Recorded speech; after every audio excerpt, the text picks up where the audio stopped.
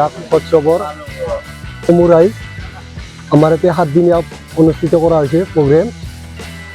এতিয়া 7 দিনৰ ভিতৰত 2 দিন গান আছে আৰু বাকী কেইদিন 5 দিন সাংস্কৃতিক সন্ধিয়া ঢুলীয়া আৰু 13 নৱেম্বৰত আমাৰ বিশেষ আকৰ্ষণ মহেন্দ্ৰ হাজৰিকাক নিমন্ত্ৰণ কৰা হৈছে আৰু ইয়াত আমাৰ মুছলিম বন্ধু নেপালী বড়ো গোটেই জনগোষ্ঠী মিলি আমি ইয়াতে এই ৰাসখন কৰা হ'ল আজি 65 বছৰ।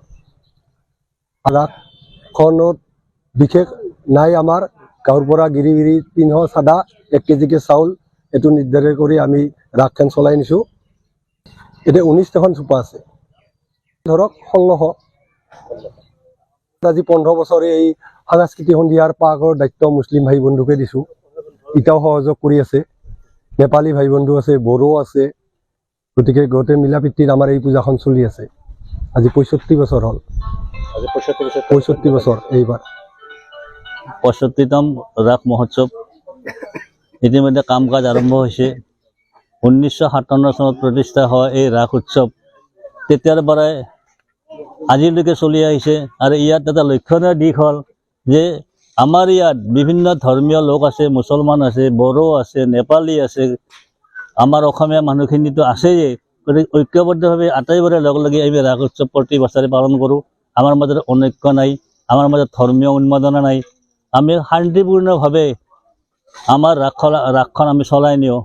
ইয়াত মই মুছলমান, মই হিন্দু এই ভাৱটো কিন্তু আমাৰ এই ৰাসতো অহা নাই, এনেও আমাৰ মাজত নাই। যিমান যি হ'লেও আমাৰ যিটো ঐক্য এই ঐক্যটো বখানাবলগীয়া।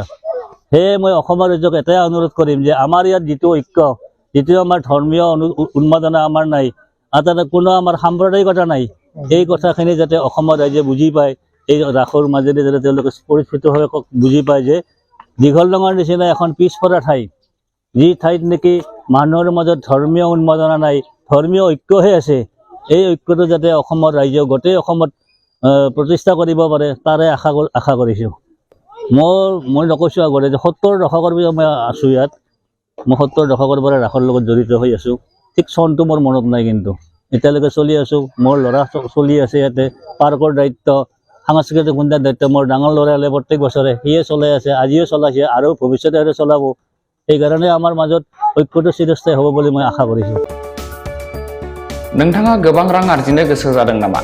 जुदि गोसो जादों अब्ला नोंथांनि थाखाय मोजां खौरां। New India technologies master franchise all Assam ATM service Hitachi ATM and Tata Indicash ATM फसंनानै नोंथाङाबो गोबां रां बुथुमनो हागोन। लाइमोनफोरनिफ्राय जागायनानै बैसो जानाय गासिबो बैसोनि सुबुंफोरानो बे फालांगिजों गोरलैनो रां आरजिनो हागोन। नोंथांनि गामियावबो बे एटिएम मेसिनखौ फसंनानै नोंथाङाबो मुलाम्फा मोननो हागोन। बांसिनै मिन्थिनो थाखाय 7002005072 एबा 9401230135 जानबुं अनजिमायाव दिनैनो सुलाद ला।